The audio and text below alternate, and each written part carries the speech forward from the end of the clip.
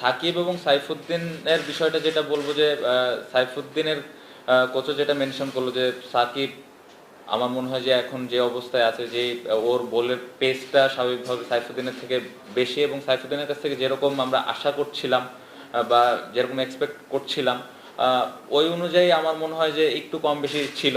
Total যদি আমি বলতে চাই, আমি পুরো ডিটেলে বলতে চাই না, বাট দুজনই খুব ক্লোজ ছিল। সো আমাদের কাছে সাইফুদ্দিনের বিষয়টা থেকে সাকিবের ওপর একটু কনফিডেন্টটা বেশি মনে হয়েছে। ওভারঅল প্যাকেজ যদি আমরা চিন্তা করি এবং ওখানকার কন্ডিশন সবকিছু মিলে আমাদের কাছে মনে হচ্ছে যে সাকিব বেটার অপশন হবে।